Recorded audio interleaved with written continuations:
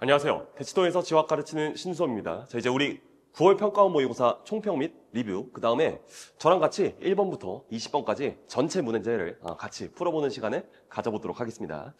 자, 오늘 쉬는 날이지만 나와가지고 이 총평을 준비를 많이 했거든요. 같이 한번 보시고 자기가 부족한 게 있었다면 이 시간에 개념의 영역으로 좀 끌고 와서 공부하는 기회가 될 수 있었으면 좋겠습니다. 좋습니다. 자, 평가원 모의고사 총평 및 리뷰 진행을 해볼게요. 제가 예상하는 1등급 컷은 44점입니다.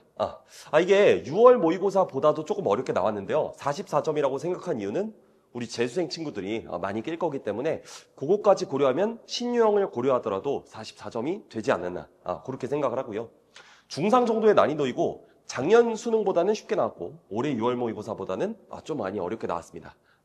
새로운 유형의 문제가 3문제 정도 들어가 있고요. 11번, 13번, 16번이 새로운 유형인데 저랑 같이 뒤에서 한번 풀어봅시다. 6월에 특히 쉽게 출제된 3단원 내용이 이번 9월 모의평가에서는 약간 어렵게 보강된 측면이 있고요. 여전히 20번의 키에 작용하는 그 방사성 동연수 문항이 20번을 계속 차지하고 있습니다. 이게 아직 1등급 컷이 나오진 않았는데요. 여전히 지구과학은 어려운 거 다 틀려도 그래도 1등급은 지켜지는 과목이니까요. 열심히 한번 해봅시다. 단원별로 보면 작년에는 여러분 고체지구 7개, 대기와 해양 6개가 아니라 이 2개가 바뀌어서 6, 7, 7 이렇게 나왔다면 올해에는 6월도 그렇고 9월도 그렇고 7, 6, 7 이렇게 나오고 있습니다. 7, 6, 7. 대기와 해양 단원이 보통 7문제가 아니라 6문제면 자료 해석의 강도가 좀 낮아지는 경향이 있거든요. 근데 올해가 좀 그러고 있습니다. 작년보다는 전체적으로 계산의 양이 좀 줄고 개념을 좀 더 많이 물어보는 그런 한 해를 거치고 있고요. 난이도별로 보면 기본이 10개, 준킬러가 7개, 고난도가 3문항 정도로 출제가 되었습니다. 그래서 신유형으로 제시된 13번하고 16번 정도는 고난도, 그 다음에 20번은 방사성 동연수 문제가 계산이 조금 까다롭게 좀 나온 측면이 있어요. 그래서 6월 평가원 모의고사가 되게 짙게 반영된 시험이다라고 생각을 하고요. 저희 수업에서는 어제 6월 평가원 모의고사를 대비를 하고 들어갔는데 거의 똑같다시피 한 문항들이 많이 출제가 되었죠. 그래서 이득을 좀 봤을 거라고 믿어 의심치 않습니다. 여러분. 자, 신유형 문항이 계산이 새롭게 출제되었기 때문에 같이 한번 봅시다. 선생님하고 같이 1번부터 쭉 한번 풀어보도록 하겠습니다. 좋아요. 1번, 기본적인 문제죠. 서로 다른 지질구조 문제고 지질구조 자체가 어렵게 나오는 시즌은 지나고 있다. 과거 년도에는 구조 자체가 어렵게 나오는 문제가 조금은 있었더라면 지금은 이제 구조가 1번에 나오는 그런 문제가 되겠죠. 자, 가에서 포획하면 B다. 포획된 건 A가 포획된 거죠. 얘를 통해서 순서를 맞춰주면 A가 먼저 있다가 B가 들어가면서 A를 포획한 그런 그림이 되겠고요. 나에서 경사부정합이 나타난다 그러면 여기 층리선을 지금 부정합이 잘랐기 때문에 경사부정합이 나타난다. 이렇게 찾아주시면 되겠고. 다는 압력 감소에 의해서 만들어질 수 있다. 전리는 갈라진 균열을 전부 다 전리라고 하는데 우리가 교육과정 내에서 배우는 건 판상전리가 있고 그다음에 주상전리가 있죠. 그래서 주상전리는 냉각수축에 의해서 만들어지는 거. 그다음에 판상전리는 만들어지고 압력이 감소해서 부피가 팽창해서 만들어지는 거. 그래서 디귿보기에 다는 압력 감소에 의해서 만들어지는 게 맞는 것이죠. 우리가 사설에서는 요거까지도 정리를 하죠. 주상전리 같은 경우에는 화산암에서 주로 만들어지고 판상전리는 심성암에서 주로 만들어지니까 암석이 생기고 나서 전리가 만들어지기까지 걸린 시간이 주상전리랑 판상전리 중에 누가 더 시간 차이가 짧냐 이런 걸 물어보기도 했습니다. 그래서 암석이 만들어지면서 주상전리는 동시에 전리가 같이 만들어지고 있는 것이고 판상전리는 심성암이 만들어지고 나서 지표에 노출이 되어야 압력이 감소해서 전리가 만들어지는 거니까 판상전리가 요 시간 간격이 더 길다까지 우리가 정리를 할 수 있겠죠. 정답은 요거는 4번이었습니다. 좋아요. 2번. 그래서 코멘트를 하나씩 이렇게 담아놨어요. 코멘트를. 보시면은 기본적인 지질구조 문제고 기출로 커버할 수 있다. 이렇게 적혀 있네요. 다음 2번. 자, 심층순환 문제인데요. 쉽습니다. 요거는요, 사설에서는 되게 많이 어렵게 나오기 때문에 요 ABC만 가지고서도 중심조가 뭔지 알아야 돼요.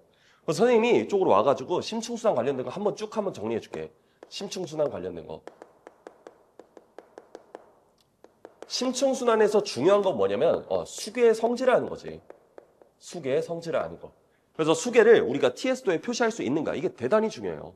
그래서 한번 봅시다. TS도에 표시하면 TS가 이렇게 있을 때요. 이쪽이 T, 이쪽이 S 이렇게 되겠죠. 그 다음에 여기 중심절을 표시하면 중충수를 왼쪽에다 붙여 그려주고요.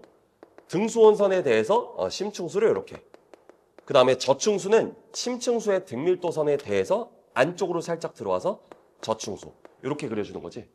근데 이것만으로 끝나는 게 아니지. 얘가 이제 대서양에서 어떤 순환을 가지고 있는가. 요거까지도 많이 나올 거고 우리가 소재로 지금 나왔으니까 한번 정리를 한번 합시다. 그래서 우리 대서양을 이렇게 한번 수조에다 모사해서 그릴 수 있죠. 이런 식으로. 그래서 여기가 적도가 됩니다. 여기는 북반구가 됩니다. 여기는 남반구가 됩니다. 그래서 적도에서 심충수가 만들어집니다. 어디에서? 그린란드 주변에 여기서 만들어지죠. 얘가 위도로 하면 한 70N 정도 되거든요. 근데 이걸 묻는 건 좀 지엽적이죠. 그린란드 주변에서 침강해가지고 북상해가지고 만들어진 애가 심충수. 북대서양 심충수. 그 다음에 웨델해라는 곳에서 얘는 위도로 치면은 80S 정도 되거든요. 어쨌든 웨델해에서 침강해가지고 이렇게 북상해서 오는 게 저충수. 이렇게 되겠죠. 그 다음에 60S 정도에서 제냉각에 의해서 만들어지는 애가 중충수. 요게 대서양을 이루는 심충수의 세 가지다. 각각은 뭐 때문에 만들어지냐? 심충수는 수온 하강에 의해서 만들어지고요. 중충수는 수온 하강에 의해서, 저충수는 수온 하강의 효과도 있지만 결빙에 의한 염분 상승의 효과도 있죠. 요 많이들 물어보는 것도 염분 상승에 의해서 만들어지지만 심충수보단 염분이 낮다. 이것도 뭐 하나의 특징이죠. 그 다음에 조금 더 지역적으로 가면 저충수가 이동하는 곳은 대략 30N까지, 중충수가 이동하는 곳은 대략 20N까지, 심충수가 이동하는 곳은 대략 60S까지 이동한다. 요렇게가 지금까지 많이 출제된 것들. 근래의 사설에서 많이 물어보는 거는 중충수는 대서양에서 북쪽으로, 저충수도 북쪽으로, 심충수는 남쪽으로 간다. 그래서 대서양에서 남쪽으로 가는 건 심충수밖에 없다. 요렇게 푸는 거. 어렵지 않죠? 여기 와가지고 염분만 보더라도 심, 저, 중순이 되어야 되는 거잖아요. 그래서 원래는 이 문제로 와서 이 문제는요. 여기 있는 이 자료를 여기다 찍어줘야 돼. 그래서 찍어주면 4도에 34.2니까 4에 34.2를 찍으면 이쯤이 A가 되겠다. 이렇게 찍어주는 거고 3.5에 34.9니까 3.5에 34.9 찍으면 여기가 B가 되겠고 마이너스 0.5에 34.7이면 마이너스에 34.7, 34.7이면 어디죠? 여기쯤 되겠죠. C 이렇게 찍어주면 돼요. 그래서 여기를 뭐라고 적냐면 중충수, 심충수, 저충수 이렇게 적어서 푸는 것인데 그냥 염분만 보고서도 제일 높은 게 심충수, 그 다음 제일 낮은 게 중충수, 여기는 저충수 이렇게 찾을 수 있는 능력도 있어야 합니다. 자, 밀도는 A가 B보다 작다. A가 B보다 작은 것이죠. 그 다음 B가 생성되는 해역에 담수가 유입되면 담수는 염분이 매우 낮은 물이죠. 유입되면 B의 흐름은 약해지겠죠. 염분이 낮아지니까 밀도가 작아져서. 자, C는 남쪽으로 이동한다. 나왔네요. 결국 저층수는 북쪽으로 이동하기 때문에 틀렸습니다. 그래서 얘는 정답이 간단하게 1번이 되었는데 오늘 여기서 정리한 것도 한번 가져가 봅시다. 좋아요. 3번. 2번 코멘트. 자꾸 코멘트를 까먹네. 대표적인 심층수계 문항이고요. 기출로도 커버가 가능하고 이거보다 모의고사에서 훨씬 어렵게 구성이 되어 있기 때문에 가져가셔라. 좋습니다. 코멘트는 뒤에가 훨씬 더 중요해요. 3번. 태풍 문제네요.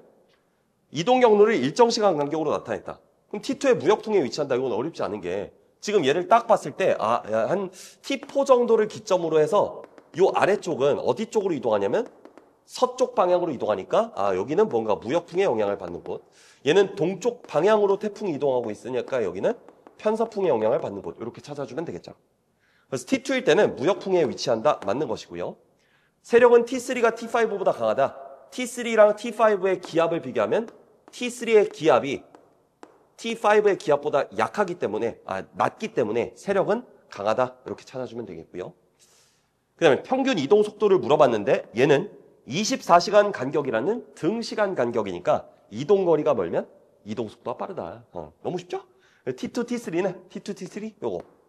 T5, T6는 요거. 얘가 더 길어 보이잖아. 한 잔에 이렇게 T2, T3가 T5는 느리다. 이렇게 푸는 거. 정답은 5번이었습니다. 자, 이거 봅시다. 이게 6월에 나왔던 태풍이에요. 이게 참 웃긴 게 태풍은 원래 나오면 그래도 위험반원, 안전반원을 좀 따져줘야 돼. 그래서 이때는 위험반원, 안전반원을 따지는 문제였는데 이때는 기본적인 태풍 문항이고 닮아있지만 훨씬 더 간단한 그냥 경로를 가지고 낸 문항이 되겠습니다. 근데 작년에도 여러분 6월하고 9월 태풍 문항이 되게 쉽게 나왔는데 수능에서 태풍 문항에 대한 해석이 신유형으로 나왔어요. 그래서 얘는 항상 자료 해석 단원에 있으니까 잘 가져갑시다. 알겠죠? 선생님 여기 한번 지우고 나서 다시 한번 필기를 해보죠. 자.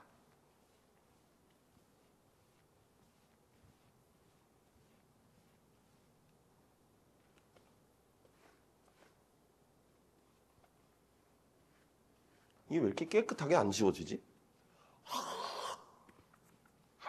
자, 4번. 인접한 지역이 ABC인데, 이거 암상의 대비가 평가원 소재의 실험 문제로 나온 건 처음이죠? 암상의 대비. 그래서 우리가 알고 있는 거는 암상의 대비 응해암이랑 그 다음 또 뭐가 있냐면 석탄층. 얘는 인접한 두 지역에서 나오면 나이가 같다 이렇게 해석하는 문항. 근데 암상의 대비라고 해석할 수 있는 거는 문제 발문에 인접한이라는 말이 있기 때문에 얘는 인접한 지역에 대해서 암상을 대비하는 문제가 되겠구나. 그래서 지금 여기 셰일층 내에 응해암이 잘 껴져 있는 그런 상황이 되겠죠. 그래서 암상의 대비는 기억에 해당할 수 있고요. 니은은 건층으로 활용할 수 있다. 건층은 비슷한 지역에서 나왔을 때 나이를 맞출 수 있는 키층이라고 얘기하기도 하고 걔는 응해암층이랑 건층이니까 니은은 뭐죠? 니은은 뭐예요? 문제 발문에 가면 니은은 응해암층이니까 건층으로 활용할 수 있다. 가장 오래된 건 어디냐? 그러면 당연히 공부할 때는 가장 영한 건 어디냐까지도 공부를 해줘야지. 그래서 여기 응해암층이 같으니까 나이가 쭉 같은 거 연결 지어보면 밑으로 가다 가장 밑으로 가는 게 얘가 올드. 가장 위로 가는 게 얘가 영. 이렇게 되겠네요. 그래서 A에 분포한다. 가장 오래된 지층은 B에 분포합니다. 그래서 정답은 3번이 되겠고요. 이것도 특징적인 게 뭐냐면 응해암층이 어디에서 나타나냐? 보통은 응해암층을 하나로 그냥 그려줬단 말이야. 근데 얘는 어떤 게 특징이냐면 응해암층이 셰일층에 끼워져서 나오는 그런 상황이 처음으로 나왔으니까 이거 가져가시고요. 정답은 3번입니다. 인접한 대비가 평가원 소재로 처음으로 출제되었다. 쉬운 파트인 만큼 기억 디귿의 보기도 쉽게 출제가 되었습니다. 이게 역사적으로 수능 문제를 쭉 봤을 때 실험 문항이 어려웠던 수능이 몇 개 있거든요. 레전드 시험이 몇 개 있는데 실험 문항이 어려우면 진짜 좀 큰일이 발생해요. 지구과학은. 그래서 실험 문항은 항상 어렵게 연구를 하시고요. 공부를 많이 하셨으면 좋겠습니다. 그래도 지구과학은 1페이지 4번에 무조건 실험 문항이 껴있으니까요. 같이 연습을 많이 해보시면 되겠죠. 자, 5번. 자, 은하 문제네요. 은하를 구성하는 주계열성의 물리량. 그러면 타원 은하가 붉은 별의 비율이 더 큰 거니까 얘가 나이가 많은 애가 껴있으니까 타원 은하 얘는 나선 은하, 스파이럴 갤럭시 이렇게 찾아주면 되고요. 그래서 주계열성의 평균 표면 온도는 P에 해당할 수 있겠죠. 왜냐하면 주계열성은 온도가 높은 주계열성이 S에 더 많이 분포하는 거니까. 자, 니은 진화한다는 틀렸죠. 일단 은하는 실제로 진화를 하지만 교육과정 내에서 배우는 진화는 허블의 은하 분류 내에서 진화를 하냐를 물어보는 거기 때문에 은하는 형태학적으로 진화를 하지 않는다. 전공에서 얘기하는 은하의 진화는 머거 에볼루션이라고 그래가지고 두 개가 어떻게 될 때? 두 개가 충돌할 때 걔네가 시간에 따라 변화하는 거를 은하의 진화라고 표현하기도 합니다. 자, 블랙홀을 남기는 초신성 폭발은 A가 B보다 자주 관측된다. 이런 식으로 하나씩 이렇게 좀 어려운 문제가 은하에서 계속 나오고 있네요. 우리가 먼저 생각해야 되는 게 블랙홀을 남기는 초신성 폭발은 언제 일어날 거냐면 블랙홀을 남기는 이니까 주계열성일 때의 질량이 태양 질량의 25배 이상인 별에서 블랙홀로 진화를 하죠.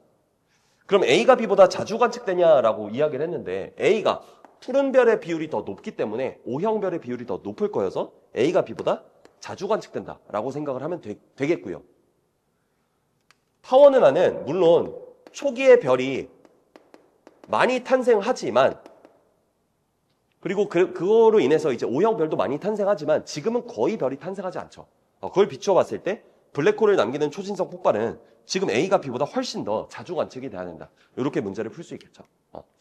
이게 이제 6월 평가원 문제인데 이게 어려웠어가지고 같이 한번 보겠습니다. 얘는요. 120억 년 전부터 110억 년까지 생성된 누적 질량을 줬다 이런 문제였고 누적을 시키는 거니까 여기가 120억 년 전 그래서 여기가 110억 년 전 그리고 누적이 다 된 게 현재가 된다. 이렇게 풀었던 문제. 나선 은하도 여기가 120억 년 전, 110억 년 전 여기가 현재가 되는 문제. 그럼 타임테이블을 쭉 보면은 이렇게 왔을 때 여기가 120억 년 전, 여기가 110억 년 전, 여기가 현재라고 치면 110억 년 전은 120억 년 기준으로 딱 은하가 탄생하고 10억이 지났을 때의 시점이 되겠지. 그때 보면 120억부터 10억까지 10억 년 동안 타원 은하는 대부분의 별이 누적되었고 그 다음에는 거의 탄생되지 않았다. 요걸 알려주는 복이었고요. 나선 은하 같은 경우엔 중앙팽대부에서 별이 처음에 많이 탄생하지만 후기에도 나선팔에서 별이 계속해서 탄생하는 걸 보여주는 자료가 되겠죠. 그래서 이 자료를 통해서도 우리가 은하에 대해서 학습을 하고 왔으니까 9월 평가원에 나온 5번은 그렇게 어렵지는 않았습니다.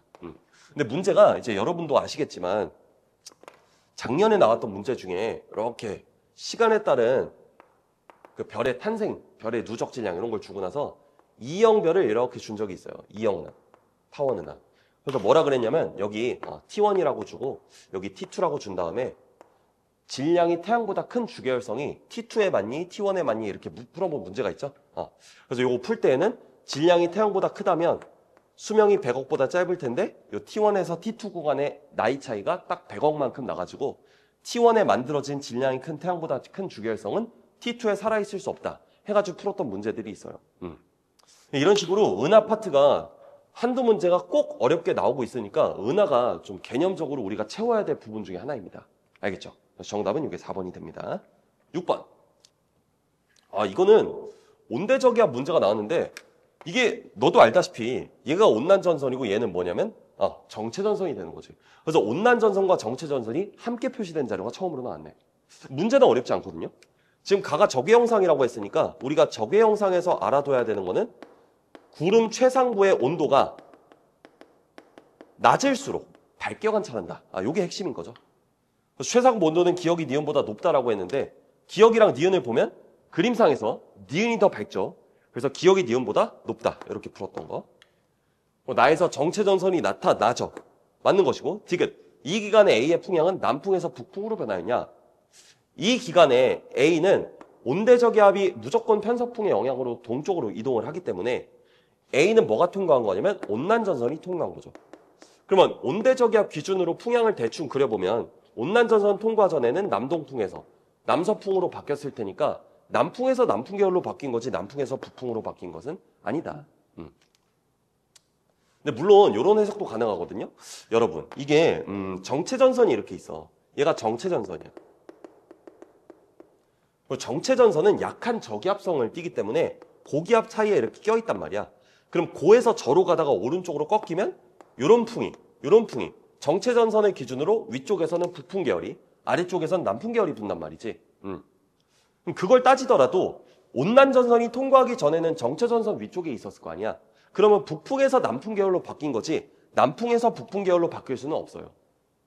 이게 평가원에서 해설지를 따로 내지는 않으니까 디귿을 의도한 것이 남풍을 의도한 것인지 북풍남풍을 의도한 것인지 그거는 조금 더 연구를 해봐야겠지만 어쨌든 틀린 선지로 내었습니다. 특히나 풍향이란 건 계열 정도를 따진다면 선생님 생각에는 온난전선이 통과했다면 교육과정상 남동에서 남서풍으로 바뀌는 것이므로 남풍에서 남풍 계열로 바뀌었다라고 풀어주는 게 좀 더 올바르지 않을까라고 생각을 합니다. 그래서 얘는 정답이 3번이 되겠습니다. 넘어갑시다. 요거 보시면은 6월 평가원에는 온대저기압 문제가 4번에 가시영상, 적외영상의 어떤 실험 문항으로 나왔습니다. 그래서 6월하고 9월이 둘 다 실험 문항이 지금 쉽기 때문에 좀 더 잘 준비할 필요가 있다. 7번. 마그마가 생성되는 지역인데 너무 쉽습니다. 52%보다 낮으니까 현무암질 마그마. 52에서 63이니까 안산암질 마그마 기반. 얘는 유문암질 마그마 기반. 마그마를 적은 거야.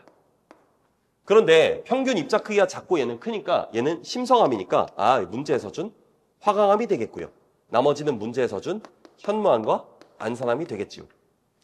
그 다음 A에서는 대륙지각이 녹는 모습을 온도가 높아져서 대륙지각이 녹는 모습을 그래서 화강암질 마그마를 만드는 모습을 B에서는 압력이 감소해서 현무암질 마그마를 만드는 모습을 나타내줬네요. 자, 기억. A에서는 온도 상승에 의해 지각의 용융으로 마그마가 생성될 수 있고요. 그렇게 생긴 마그마는 유문암질 마그마가 되겠죠. 자, 니은은 디귿보다 천천히 냉각되어가 아니라 입자 크기가 작은 걸로 보아 훨씬 빠르게 냉각되었다. 자, 비에서 생성된 마그마가 분출하여 굳으면 기억이 된다. 현무암이 되는 거 맞겠죠. 그래서 정답은 3번이 되겠습니다. 이게 육모 그림이에요, 여러분. 육모 그림. 육모 그림. 육모에서는 섭입대에서의 1차 마그마 생성, 2차 마그마 생성, 그 다음에 마그마 믹싱. 요거를 냈다면 우리 구모에서는 이번에는 약간 좀 더 넓은 범위를 출제를 했다라고 이렇게 봐주시면 되겠지. 좋아요. 자, 그렇게 됩니다. 8번. 생명가능지대. 바깥쪽 경계까지 거리를 줬습니다. 바깥쪽 경계까지 거리. 그래. 그러면 일단 우리가 알고 있어야 되는 건 질량이 태양 정도인 별의 광도를 가질 때에는 생명가능지대가 0.95AU에서 1.15AU를 갖는 거. 요거는 6종 교과서에 똑같이 서술돼 있으니까 꼭 알아둬야 되는 거. 근데 어쨌든 태양은 1AU 정도에서 생명가능지대를 갖는데 얘가 문제에서 주계열이 된 직후라 그랬으니까 여기가 영년 주계열이 돼요. 그럼 주계열 상태일 때 어쨌든 생명가능지대가 뭐보다 작기 때문에 1AU보다 작기 때문에 이 별은 태양보다 질량이 작은 주계열성이다까지 해석을 할 수 있죠. 자, 그래서 T1일 때 S의 절대 등급은 태양보다 큰 것이죠. 광도가 작은 별은 절대 등급이 크다. 헷갈리지 마시고요. 생명가능지대 폭은 T1일 때가 T2일 때보다 넓다. T1과 T2일 때 바깥쪽 경계를 비교하면 T2가 바깥쪽 경계가 더 큰 거죠. 그래서 폭도 T2일 때가 광도가 더 클 테니까 T1이 T2보다 좁다라고 들어가면 되는 것이고 1AU에 위치한 행성에서 단위 시간당 단위 면적이 입사하는 태양 복사 에너지량은 T1일 때가 T2보다 많다. 광도가 T2가 더 크기 때문에 1AU라는 고정된 점에서는 T1일 때가 T2일 때보다 적다가 되는 것이지. 그리고 1AU라는 곳은 어쨌든 여기 있는 곳인데 얘가 생명가능지대 바깥쪽 경계보다 바깥쪽에 있기 때문에 둘 다 액체 상태의 물이 존재할 수 없고 고체 상태의 물이 존재해야 된다까지 해석을 할 수 있겠죠. 자, 그래서 코멘트 보시면요. 요게 6월에 나왔던 생명가능지대. 같은 8번에 생명가능지대 문제가 나왔습니다.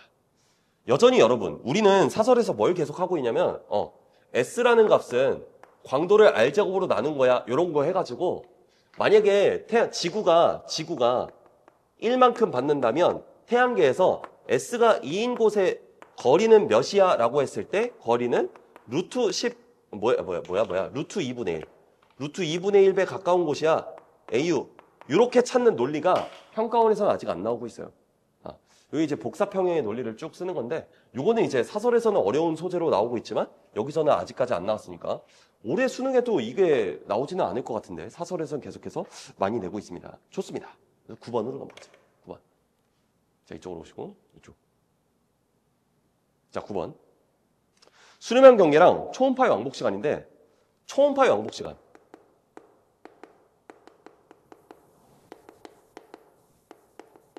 을 t라고 했을 때 수심을 구하는 공식은 어떻게 되냐면 수심을 구하는 공식은 d는 depth는 2분의 1 v t가 된다. 그리고 초음파는 수중에서 전파하는 속도가 1500m/s로 똑같다. 근데 이걸로 끝나는 게 아니라 우리는 뭐까지 알아놔야 되냐면 왕복 시간이 8초 이상이라면 수심이 6km 이상이 나와서 이런 경우에 해구가 된다까지 알아두는 거. 그럼 여기 왔을 때 뭐가 보이냐면 8초 13.3이 나오니까 여기가 무조건 해구가 되는 거야. 근데 여기서 이제 새로운 해석이 들어가죠. 뭐가 나오냐면 동쪽과 서쪽 중에 하나다라는 방향을 줬잖아요. 여기는 어쨌든 수렴형 경계가 돼야 돼요. 그러면 수렴형 경계가 되려면 이렇게 이동을 할 수밖에 없겠지. 그래서 A가 속한 파는 동쪽 방향으로, C가 속한 파는 서쪽 방향으로 이동한다. 이렇게 되는 거예요. 그 다음에 상대적 운동에 의한 해산이라고 있는데 해산이 뭐야? 해산, 말 그대로 바다에 있는 산 이 뜻이야. 그러면 어떻게 되는 거냐면 바다가 이렇게 있잖아. 바다가 있고 지표가 이렇게 있어요. 얘가 섭입해서 들어갔어. 섭입해서 들어간 곳에 마그마가 생겨가지고 뻘뻘뻘 올라오면 여기에 뭐가? 이렇게 해산이 만들어질 수 있는 거지. 만약에 얘가 있잖아. 해산이 마그마가 많이 올라와서 이렇게 만들어지면 얘를 뭐라 그러냐면 섭입평경계 앞쪽에 있는 호상열도라고 얘기하는 거예요. 호 모양의 열도를 만든다 이 뜻이지. 근데 얘가 마그마의 양이 충분하지 않아서 안쪽에 잠겨 있다면 이걸 그냥 해산이라고 얘기할 수 있는 거다. 그럼 여기서 해산을 어떻게 찾을 수 있냐면 여기 보시면 초음파의 왕복 시간이 1.3초밖에 안 됩니다. 그럼 수심이 굉장히 얕은 거죠. 그러니까 이쪽이 뭔가 해산이 있는 곳이구나 라고 생각을 해주면 되고, 우리가 알고 있는 건 섭입하는 곳 앞쪽에서 해산이 만들어져야 되니까 여기에 해구는 섭입하는 방향이 왼쪽 방향으로 들어가야 만들어지고 나서 마그마가 올라와 해산을 만들 수 있다. 이렇게 해석을 하는 거지. 자, B의 수심은 5km보다 깊다. B는 8초니까 6km여서 맞다. 이렇게 찾으면 되고요. A가 속한 판의 이동 방향은 동쪽이죠. 그래서 동쪽이다 맞는 것이고. 판의 밀도는 A가 속한 판이 C가 속한 판보다 작다. C가 A 아래로 들어가죠. 그래서 C가 속한 판의 밀도가 A가 속한 판보다 크기 때문에 A 지점이 C가 속한 판보다 작다는 맞는 서술이 되겠네요. 그래서 정답은 5번이 되겠어요. 자, 그래서 코멘트 볼까요? 봐봐, 얘들아. 이게 음양측신법 문제를 가지고 판의 이동을 물어보는 거는 처음입니다. 그래서 이동 방향을 동서 하나로 줌으로써 수렴이거나 발산인 상황을 해석하는 거. 뭐 어렵진 않지만 개념이 완벽하지 않았으면 이제 시간이 좀 오래 걸리지 않았을까. 이런 생각이 들어요. 정답은 5번이었습니다. 10번. 자, 이거 외운 거 그대로 풀어주는 거. 지질시대에 일어난 사건인데 최초의 다세포 동물이 출현했다. 얘는 원생누대죠. 에디아카라 동물군. 최초의 어류가 출현했다. 이거는 오르도비스기죠. 공룡이 멸종했다. 백악기 말에 운석 충돌로 멸종했죠. 이렇게. 선생님이랑 오늘 선생님 처음 본 친구도 많을 테니까 출현 한 번에 외워볼까요? 출현. 암기법. 이게 나오는 출현을 선생님 다 정리할 수 있거든? 이거 개쩔어. 이거 봐봐. 외울 때 이렇게 외우는 거야. 육, 양파, 겉포시석. 무슨 뜻이냐면 어류 출현, 육상식물 출현, 양서류 출현, 파충류 출현, 거치식물 출현, 포유류 출현, 시조새 출현, 속시식물 출현 이렇게 가거든. 이거 말고 나오면은 미친놈이야. 외울 때 어떻게 외우냐? 카모실대석 페트지백 팔레사 이거 외웠죠? 근데 어가 이응이잖아요. 이응. 그 이응으로 시작하는 게 뭐밖에 없냐면 캄, 오밖에 없어요. 오에서 쭉 가면 됩니다. 카모, 실, 대, 석, 배, 트, 쥐, 백. 이렇게 하면은 전부 외운 거가 돼요. 어류는 오르도비스기 출현, 육상식물 실루리아기 출현, 양서류 대봉기, 파충류 석탄기석, 거치식물 페름기, 포유류 트라이아스기, 시조새 쥐라기, 속식물 백악기. 그래서 이거 보면은 최초 어류 출현 오르도비스고 공룡 멸종은 중생 때 끝나는 거니까 백악기 말이죠. 자, 이거 봅시다. 자, A, B 사이에 생성된 지층에서 거치식물 화석이 발견되냐? 거치식물 화석은 언제 나오냐면 from 거치식물의 출현은 페름기죠. 왼쪽에 있죠. 오른쪽에 있죠. 그 A, B 사이에 페름기 없죠? 왜냐면 여기 고생대 캄5니까 실대 석패는 뒤에 있는 거잖아요. 자, 대서양이 형성되기 시작하였다. 대서양 형성은 언제부터냐면 트라이아스기 말에 판기아가 분리되면서 대서양과 인도양이 만들어지기 시작했죠. 그래서 B랑 C 사이에 트라이아스기가 들어가 있기 때문에 맞습니다. 자, C는 쥐락이랑 백악기의 지질시대 경계가 아니라 백악기 말이니까 백악기랑 누구의 신생대 팔레오기의 지질시대 경계가 되겠죠. 그래서 얘는 정답이 2번이 되겠습니다. 어렵지 않았어요. 요게 6월 문제. 6월 문제. 그래서 6월에서는 요거 지질시대 환경과 생물의 어떤 생물 수의 변화를 냈다면 이번 문제에서는 사건에 대해서 낸 어쨌든 둘 다 있잖아요. 그냥 암기 잘하면 맞춥니다. 암기 잘하면. 그래서 정답은 2번이 되겠어요. 11번 신유형입니다. 표준 우주 모형에 따라서 팽창을 하고요. 6000켈빈인 별 S랑 우주 배경 복사의 람다 맥스를 줬고 구성하는 순서를 줬다. 어떤 생각을 해야 될까? 이게 되게 중요한데 우리가 있잖아. 복사 에너지를 최대로 방출하는 파장 람다 맥스라 그랬어. 이거를 연결 지을 수 있는 게 뭐밖에 없냐면 T밖에 없는 거지. 빈 법칙에 의해서 람다 맥스의 값은 온도에 반비례하는 거잖아요. 그죠? 그러면 별 S가 몇 켈빈이라고 줬냐면 6000켈빈인 별 이렇게 줬어. 그래서 별 S는 6000켈빈이야. 그럼 얘를 가지고 얘의 온도를 추정할 수 있지 않을까? 이런 생각을 갖는 겁니다. 그래서 표를 쭉 한번 내려볼게요. 자, 별 S가 있어요. 별 S가 있고요. 그 다음에 T 시기 우주 배경 복사의 온도가 있다고. 얘 뭐를 줬냐면 람다 맥스의 B를 줬어. 그러면 자 여기 와서 요거랑 요거가 몇 대 몇이냐면 얘가 10의 마이너스 3승이니까 이 숫자보다 훨씬 큰 숫자입니다. 그리고 무슨 값이냐면 얘가 비율을 구해야 돼. 이거 두 개 나눠주면 되죠? 그럼 1대 5천이 나와요. 여기가 1대 5천 이렇게 나오고요. 그러면 t의 비율은 서로 역수의 관계니까 5천 대 1 이렇게 나오겠네. 근데 문제에서 여기 뭐라 그랬냐면 별 S의 온도는 6000 켈빈이라고 했습니다. 그럼 얘는 몇 켈빈이 돼야 되냐면 5분의 6이잖아. 그럼 여기도 5분의 6 빼서 1.2 켈빈 이렇게 들어가는 거라고. 그럼 우리가 알고 있는 게 뭐냐면 T식이 우주의 온도가 몇 켈빈이냐? 얘가 1.2 켈빈이 된다 이 뜻입니다. 근데 표준우주 모형은 당연히 알고 있어야 돼. 현재가 몇 켈빈이야?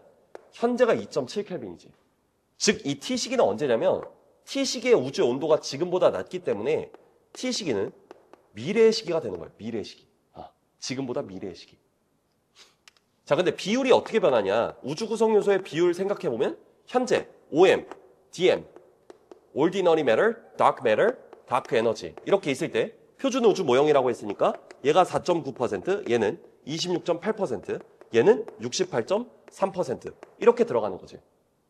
근데 앞으로 비율 어떻게 되냐? 얘 증가하고요. 얘 두 개의 비율은 감소합니다. 그리고 1대 5.x의 비율을 만족시킨다가 현재까지 평가원해서.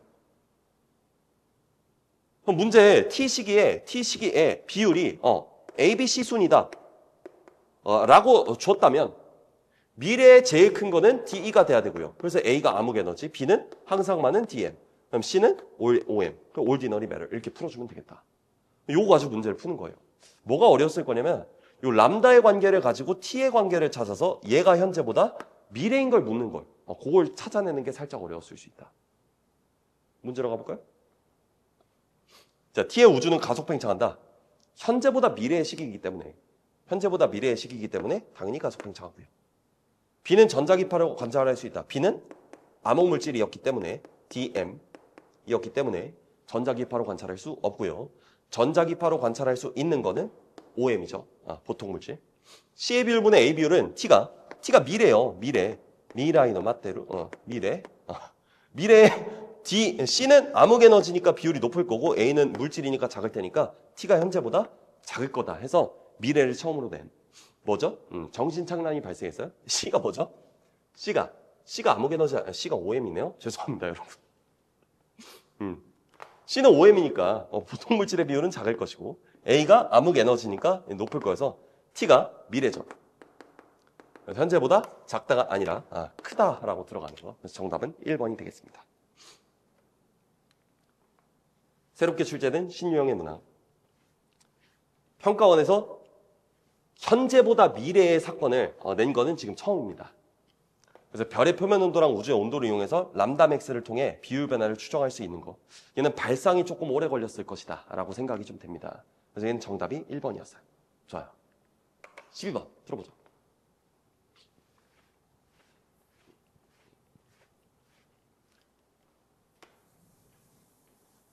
자, 풀어보겠습니다. 동일 경도를 따라 일정 방향으로 이동한 지게. 이건 뭐 어렵지 않은 게 봐봐 얘들아. 지게 문제는 항상 이 구조를 잡는 게 중요하단 말이야. 구조가 어떻게 되냐면 항상 문제가 현재 지게가 주어지고 플러스 현재 지게에서 추정한 고지자기극. 이게 추정이 돼 있을 때 우리가 해야 될 건 뭐냐면 과거 지괴의 위치를 복원시키는 거. 이걸 할 수 있으면 돼. 그럼 이 생각을 가지고 보는 건데 이거 어떻게 복원시켰냐면 이렇게 복원시켰죠. 지구가 있을 때 지괴가 예를 들어 여기 있어요. 그리고 고지자기극이 여기 있다. 그리고 현재의 진북은 여기다. 라한다면 과거에 고지자기극, 진북이랑 요만큼 떨어져 있었네. 그러면 요만큼을 여기서 떨어뜨린 과거에 지괴가 여기 있었네 하고서 평행이동을 시켜주는 문제. 그리고 때에 따라서는 평행이동 시키면 안 되는 것들도 있고. 좀 복잡하죠. 얘는 뭘 줬냐면 현재 지괴 위치를 줬고요. 현재 지괴에서 추정한 고지자기극을 줬어요. 이거 봐봐. 이렇게 준 거야. 그럼 잘 봐. 3억 1000만 년 전에 어디 있었냐면 진북이 북쪽 한 칸 위에 있었다고. 그럼 얘를 이렇게 옮기면 되는 거죠. 그래서 여기가 뭐가 되는 거냐면 여기가 310마의 실제 지괴 위치가 되는 거예요. 310마에. 알겠죠? 그러면 선생님이 2억 2천만 년 전에 지구의 위도를 한번 적어볼게. 자, 지구를 기준으로 진북이 몇 칸 위에 있냐면 하나, 둘, 셋, 네 칸 위에 있죠. 얘는 한 칸이 15도인 문제여서 진북이랑 60도 떨어져 있었다라는 뜻이니까 2억 2천만 년 전에 지구의 위도는 30n이 되는 거예요. 자, 그 다음 250일 땐 지구랑 진북이랑 얼만큼 떨어져 있었냐면 하나, 둘, 세 칸 떨어져 있었으니까 진북에서 45도 내려오면 여기는 45예요. 그러니까 280은 하나, 둘, 세 칸이니까 30도 떨어져 있어서 60n. 310은 75n. 이렇게 찾아주면 되겠네. 자, 그래서 220부터 현재까지 이동방향 북쪽이냐? 220일 때는 30n의 위치에 있었어. 즉 30n의 위치에 있었다고. 지금은 여기 있잖아. 그러니까 무슨 방향으로 온 거야? 남쪽으로 온 거지. 남쪽이다. 이렇게 찾아주면 되겠고. 복각은 220일 때가 310일 때보다 작다. 220일 때 위도를 구했습니다. 220일 때는 30n입니다. 310일 때는 위도를 구하면 75n입니다. 그래서 그때보다 작다는 맞는 것이죠. 위도가 낮으니까. 복각 변화량은 250에서 222.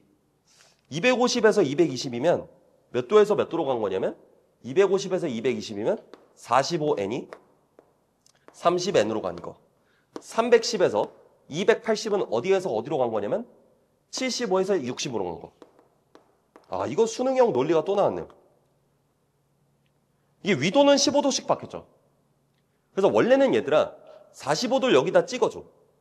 찍어가지고 이걸 읽어주는 게 맞는데 좀 더 쉽게 풀 때 이렇게 풀면 되는 거 아니야? 만약에 동일한 위도 두 칸을 잡았다고 쳐봐. 얘는 고위도에서 두 칸을 잡았어, 예를 들어. 그러면 복각 변화가 저위도일 때가 폭이 더 넓고 고위도일 때는 그래프 개형상 폭이 좁다. 이렇게 생각하면 되는 거죠. 그러면 어떤 생각을 할 수 있냐면 위도가 낮은 곳에서 조금 변하는 게 복각은 많이 변하네 라고 해석을 하면 위도가 낮은 곳에서 조금 변하는 게 복각이 많이 변하네. 그래서 이때가 복각 변화량이 더 크겠네 라고 생각해 주면 되지. 그러면 하나, 둘, 셋, 네 개를 굳이 가서 점을 찍지 않아도 문제를 좀 쉽게 풀 수 있죠. 그거보다 크다는 맞는 서술이 되겠습니다. 얘는 정답이 4번이 되어요. 4번. 자, 코멘트 보시면 요게 6월에 나온 고지자기 문항이에요. 그래서 여러분 이게 보시면은 지구의 자기장 문제는 고지자기극 문제가 나오거나 자기장 문제가 나오거나 이 둘 중에 하나죠. 자기장 문제가 나온다면 걔네들은 이제 방위 혹은 정자기, 역자기를 따지는 그런 문제. 근데 이게 2년 전까지는 지구의 자기장 문제가 나왔어요. 그때 6월에 나오고 9월에 나오고 결국 수능에 뭐가 나왔냐면 3년 전이네요. 산안드레아스 단층에서를 모사해가지고 해령이 섭입하는 그런 문제. 그때도 6월하고 9월에는 자기장 문제가 나왔어요. 근데 지금은 6월하고 9월에 어쨌든 고지자기 극 문제가 나오고 있네요. 그럼 우리가 좀 더 고지자기 극을 주안점을 두어서 해석을 좀 해줘야 된다. 이게 고지자기 극이 어려워지면 어디까지 어려워지냐면 구면 삼각형에서 어떤 왜곡을 너가 알아차릴 수 있냐. 이 정도가 이제 사설에서 많이 내는 것들인데 거기까지는 아직 다루진 않고 있는 평가원에서. 그래서 얘도 굉장히 좋았던 문제였습니다. 13번 풀어보겠습니다. 선생님은 개인적으로 13번이 되게 어려운 문제라고 생각하거든요. 이게 연직 방향 속도를 줬고 남북 방향 속도를 줬단 말이야. 풀이하는 방법이 몇 가지 있겠지만 실력이 많을수록 그런 풀이의 가지수를 많이 가질 수 있는 거야. 선생님이 어떻게 풀었는지 두 가지로 어떻게 겸지겠는지 그거 한번 봅시다. 먼저 이거 배경을 잠깐 보면요. 너무 중요해서 이게 이제 남북 방향과 연직 방향인데 요 그림 보세요. 이게 지원 20학년도, 얘가 22학년도, 그리고 얘가 수능에 나왔던 어떤 방향의 성분을 줌으로써 계속해서 해석하게 하는 걸 계속해서 내고 있죠. 평가원에서. 특히나 방향의 성분이 대기대순환에서 나온 건 평가원에서는 2번이 3차례죠. 그래서 여러분 중요한 게 뭐냐면 이게 방향의 성분을 뚜렷하게 너가 그릴 수 있어야 돼. 근데 기존에는 전부 다 뭘 냈냐면 지상에서의 바람을 냈는데 얘는 상공에서의 바람을 냈단 말이에요. 그래서 얘는 한번 그려가지고 문제를 한번 풀어봅시다. 그려가지고 자 그림을 그리면 지구가 이렇게 있어요. 지구가 있고요. 적도를 이렇게 그려주면 되죠. 적도. 그 다음에 30도 필요하고요. 60도 필요하고요. 30도 필요하고요. 60도 필요하고요. 대기대순환 그림을 그냥 그리는 거야. 알고 있는. 적도에서 높게 올라가죠. 얘가 올라가서 내려가죠. 양쪽으로 퍼지죠. 극지방에서 내려오죠. 여기서 올라가죠. 올라가죠. 이렇게 가죠. 이렇게 가죠. 그 다음 여기도 그래요? 퍼지고요. 극고기압 갔고요. 온 다음에 내려와서 이렇게 가죠. 여기서 이제 필요한 구간이 뭐냐면 60도까지만이야. 그럼 60도까지만이라는 얘기는 여기서부터 여기까지만 필요한 거지. 근데 문제 조건에서 줬습니다. 플러스가 뭐라 그랬냐? 플러스가 남풍이거나 상승한다. 이렇게 줬고 마이너스는 북풍이거나 하강한다. 라고 줬단 말이야. 그러면 풍향을 적을 수 있지. 그리고 얘는 중요한 게 잘 봐. 여기서 부는 바람이 지상풍이 되는 거야. 얘가 뭐냐면 위에서 부는 애들이 상공풍이 되는 거야. 그럼 뿔말을 한번 적어보자고. 바람은 오는 쪽 기준으로 하는 거잖아. 지금 9월인데 그걸 헷갈리면 안 되지. 자, 바람은 오는 쪽 기준이에요. 그러면 얘는 북쪽에서 오니까 마이너스예요. 얘는 남쪽에서 오니까 얘는 플러스예요. 얘는 북쪽에서 오니까 마이너스, 얘는 남쪽에서 오니까 플러스예요. 그러면 남북방향 성분은 뭐야? 뿔마, 뿔마가 명확하게 나오는 게 있는가를 봐주면 돼. 남반구부터 쭉 읽었을 때. 그럼 여기를 보면은 얘가 기역이라는 실선이 뿔마, 뿔마 이렇게 잘 나오잖아. 뿔마, 뿔마 이렇게 잘 나오네.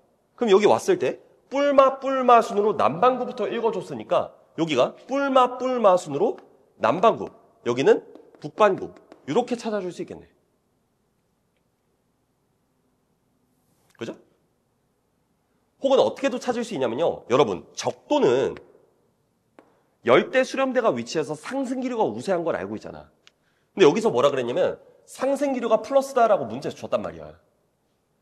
그러면 적도 인근에서 플러스가 짙게 나오는 건 얘가 연직방향 송분이구나 라는 걸 먼저 찾아서 문제를 풀 수도 있었어요. 얘는 뭐냐면 얘는 남북방향의 성분이 됩니다. 자, 그래서 기역 보시면 기역은 상층의 연직 방향이냐가 아니라 기역은 남북 방향의 성분이 되겠어요. 니은 지표 부근에서 대기 대순환에 의한 발산은 A가 B보다 활발하다. A가 어디냐면 아열대 고압대여서 고기압대입니다. B는 어디냐면 B는 수렴대니까 저기압대죠. 공기에 의한 발산은 고기압에서 발산이 일어나는 거니까 A가 B보다 활발하다. 이렇게 찾아주면 되고. 북태평양 해류가 C에서 흐르냐? C는 북반구인데 편서풍 지대니까 북태평양 해류가 흐를 수 있다. 라고 해서 정답은 5번이 되는 문제. 이거 대단히 중요했습니다. 그래서 이게 안 찾아졌던 친구들은 기출이 좀 안 됐을 가능성이 좀 있기 때문에 기출 연습을 좀 많이 하셔야 된다. 좋아요. 그래서 지우고 코멘트 한번 보자.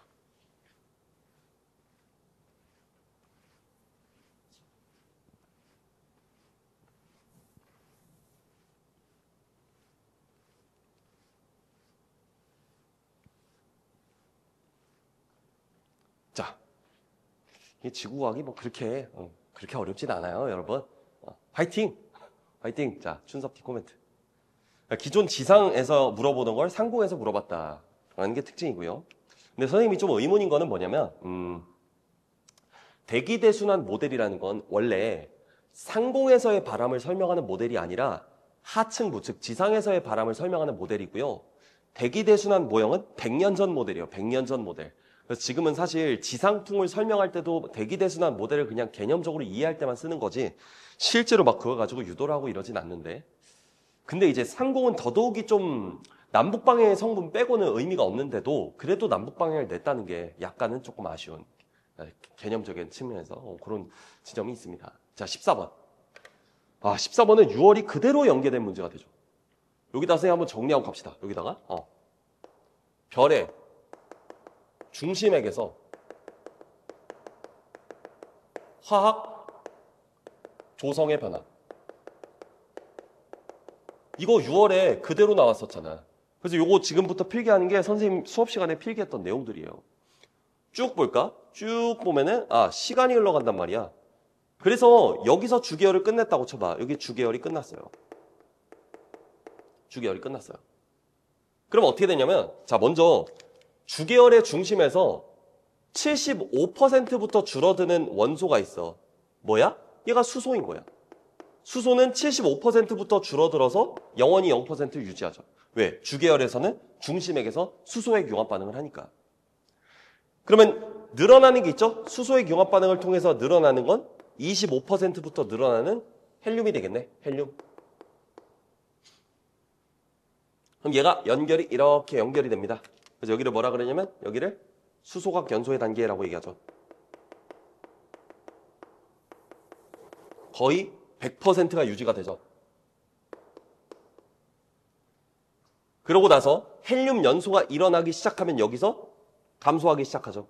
헬륨이. 그러면 헬륨 연소가 일어나면 헬륨이 탄소랑 산소의 핵으로 바뀌는 것이기 때문에 탄소의 양이 늘어난다가 중심액에서 변화가 되겠지. 초기에 있었던 75랑 25는 성운의 성질이 되지. 기존에 가지고 있던 성운이 애당초에 75%의 수소는 가지고 있으니까. 그래서 여기 보세요. 여기가 롱이고요. 이 시간 간격이 굉장히 길지, 별에서. 나머지는 굉장히 짧은 시간이란 말이야. 숄트한 시간이야. 그렇지만 이 축하고 이 축을 동일하게 그어버리면 요 반응성들이 아예 눈에 띄지도 않게끔 짧은 기간에 일어나기 때문에 여기서는 저렇게 길게 늘어뜨려 그려준 거죠. 보세요, 여러분.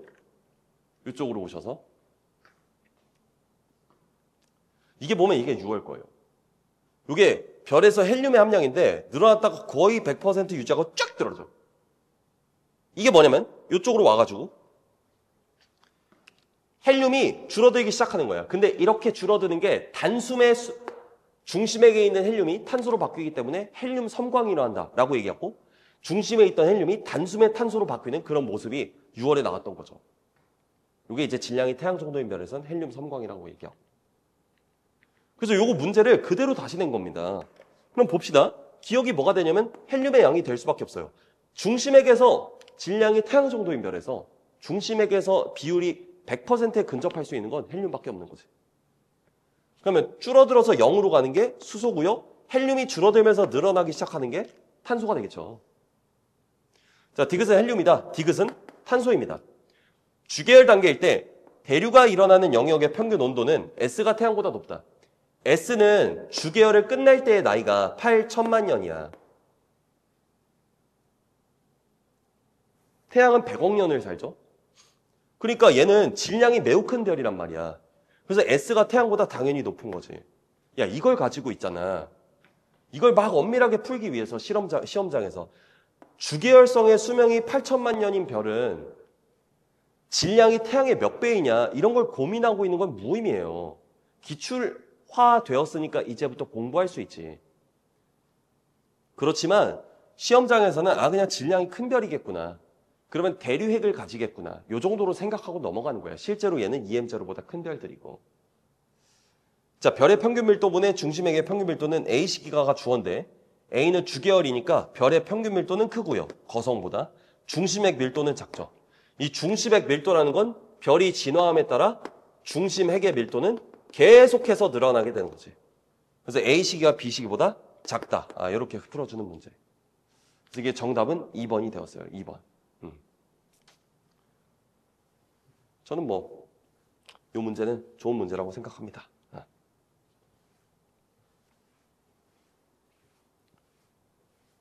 그래서 육모가 계속해서 굉장히 짙은 냄새로 연계가 되고 있기 때문에 꼭 가져가는 게 필요하다. 15번. 오랜만에 나온 자료인데 얘가 동태평양이라고 했죠? 동태평양. 그럼 선생님에게 배웠던 거 그대로 써먹는 거죠? 어떻게 쓰냐면요. 엘니뇨 때 동태평양이 뜨겁다. 엘동뜨를 외우면 엘동뜨에서 자. 서태평양은 차갑다. 라니냐 때 동태평양 반대로 차. 라니냐 때 서태평양 뜨겁다. 이거 4개가 쭉 푸는 거잖아. 그럼 이게 동태평양이라고 그랬는데 동태평양 수온 편차가 플러스래. 동뜨란 얘기야. 뭐야? 동뜨, 엘동뜨. 얘는 라니냐. 이렇게 풀면 되죠. 그럼 이거 뭐라 그랬냐면 해면 기압 편차야. 중앙태평양 오른쪽이 기압 편차가 플러스래. 엘동뜨야. 동태평양 뜨거우면 해면 기압 내려가야 돼. 동차가 돼야 해면 기압 올라가겠지. 그래서 얘는 라니냐가 되는 거여서 시기는 B랑 연결이 지어지는 거. 그래서 나는 B에서 관찰한 것이고요. 적도 부근에서 해수면 높이 편차는 P에 해당한다. 이건 뭐 어렵지 않은데 엘니뇨를 기준으로 생각을 하면 니은 자 엘니뇨 기준으로 해수면을 그리면 평상시에 평상시에 이렇게 가파르고요. 엘니뇨 때는 완만하게 되죠. 그래서 서태평양은 낮아지고요. 동태평양 올라갑니다. 그럼 엘니뇨 기준으로 서태평양은 낮아지고요. 동태평양 올라갑니다. 그래서 P에 해당하면 엘니뇨가 이 값이 마이너스가 돼야 되는데 오른쪽으로 갈수록 증가한다 그랬으니까 P에 해당하면 안 되는 거지. 오히려 이게 바뀌면 되겠네. 디귿. 서태평양에서 기상위성으로 관찰한 적외선 방출 복사에너지 편차. 이거 너무 중요하죠. 이거 오랜만에 나왔죠. 그리고 저는 어제 이거 수업하고 나온 거여서 너무 기쁩니다. 이거 정리하고 갑시다, 여러분. 이게 처음으로 나온 거 5년 전에 나왔어요. 적외선 방출 복사에너지 편차. 이게 처음 나왔을 땐 20번에 나왔거든. 얘는 문제를 진짜 잘 읽어야 돼. 첫 번째 뭐냐면 얘가 기상위성으로 관찰한 이렇게 나올 때가 있고 하나는 해수면에서 측정한 이렇게 나올 때가 있어요. 각각은 보고자 하는 게 다른 거거든. 뭘 보는 거냐면 기상위성으로 관찰하는 거는 구름의 최상부 고도를 보겠다는 얘기야. 구의 온도를 측정하겠다는 얘기야. 해수면을 측정하겠다는 건 그냥 수온을 보겠다는 얘기거든. 먼저 우리가 배경으로 알아놔야 될 게 적외선이 뭐예요? 그럼 적외선은 열에너지예요. 그러니까 온도가 높으면 적외선을 많이 내뿜는 거야. 그럼 봐봐. 엘니뇨 때를 기준으로 하면 엘니뇨 때 동태평양이야. 그럼 엘니뇨 때 동태평양은 엘동뜨 평상시보다 뜨겁잖아. 그럼 적외선은 얼만큼 방출하겠어? 많이 방출해. 어디서? 수온이 올라가니까 해수면에서 측정한 건 플러스가 되는 거예요. 근데요, 여러분. 이게 원래 구름이 요만했는데 엘니뇨가 발생하면 구름이 더 두꺼워진다는 얘기 아니야. 그럼 최상부 고도의 온도는 내려가겠지. 상부로 올라가면 온도가 떨어지는 거니까. 그래서 얘는 평상시보다 조금 내뿜어. 그래서 구름 최상부의 온도는 떨어지기 때문에 이 편차는 마이너스가 나오게 되는 거예요. 그래서 다시 이쪽으로 와가지고요. 이쪽으로 가서요. 서태평양의 기상위성으로 관찰한 적외선 방출 복사에너지 편차는 A가 뭐야? A가 엘니뇨야. 그러면 엘니뇨에서 L에서 차잖아, 차. 차가 오면 구름의 최상부 고도가 평상시보다 낮아지니까 적외선을 많이 내뿜겠지. 구름 최상부 온도가 올라가니까. 그래서 A가 B보다 크다. 이렇게 푸는 오랜만에 나왔던 문제. 그래서 정답은 3번이 되겠습니다. 3번. 좋아요. 오랜만에 제시된 기상위성으로 관찰한 적외선 방출 복사에너지 편차가 나왔습니다. 근데 이게 엘니뇨 라니냐는 전부 다 기출로 커버가 가능하기 때문에 기출 문제를 꼭 익혀두셔야 하고요. 하나 더. 이 수능에 그 무역풍의 풍속 편차가 지금 안 나온 지 꽤 됐어요. 무역풍의 풍속 편차가 안 나온 지 꽤 돼가지고 낼 수도 있다. 좋아요. 자, 16번. 봅시다. 16번 어려웠습니다. 16번 어려웠어요. 자, T1에서 T2로 이렇게 팽창이 일어난다. 이런 얘기죠. 야, 이거 저는 뭐 1번부터 15번까지 지금 열심히 풀어왔는데 해설 보는 친구들은 16번부터 보겠네? 반가워요. 빅뱅 우주론에 따라서 팽창하는 우주에서 T1, T2의 은하 AD의 위치를 줬고요. T2에서 T1의 시간 간격을 빼면 10의 15승초, 그 다음에 R1이 10의 19승, 여기는 1.1배다. 그러면 우리가 먼저 알 수 있는 거, 배운 거. R2의 값이 1.01 R1이다. 이 얘기는 우주의 크기가 1% 커졌다는 얘기지. 단위 격자선의 길이가 1% 늘어나면 우주의 크기가 딱 1% 커진 거죠. 자, 기억. 요것도 틀린 친구들이 많을 텐데 T2로 가면 우주가 팽창한 건데 은하의 크기가 커지면 안 되는 거지. 은하는 내부 인력으로 모양이 일정하게 유지되고요. 팽창하는 건 은하가 있고 은하가 있다면 요 사이에 있는 공간이 팽창하는 것이다. 은하는 내부 인력으로 모양이 유지된다. 니은 B에서 관찰한 후퇴 속도는 D가 C의 2배다. 이건 어렵지 않은 게 D에서 측정한 허블 법칙을 만족한다 했으니까요. C까지의 거리비를 찾으면 얘가 1, 여기가 1 이렇게 나와서 B에서 측정했을 때 1대 2의 비율이 나오니까 후퇴 속도는 D가 C의 2배다. 이렇게 찾아주면 되겠지. 이거 뭐 거리 구할 수도 있죠. R2 기준으로 얘는 정육면체 사선 길이니까 BC 사이 거리는 R2 제곱이 3개 있는 거니까 루트 3R2. 그 다음에 B랑 D 사이 거리는 얘는 정육면체의 또 사선거리니까 곱하면 어떻게 되냐면 이 2배 루트 3 R2 이렇게 나오겠네요. 그래서 거리비가 2배인데 허블 법칙을 만족하니까 D가 C의 2배다 이런 뜻이고요. 허블 법칙을 만족한다는 건 허블 상수와 일정하다는 뜻이 아니고요. T1일 때 허블 법칙을 만족, T2일 때 허블 법칙을 만족하는 거니까 허블 상수는 달라도 상관이 없는 겁니다. 디귿! 너무 중요합니다. D에서 A를 관찰하면 기준파장분의 관측파장 마이너스 기준파장은 3000분의 5 루트 5다. 이게 일단 우리가 배웠던 적색편이죠.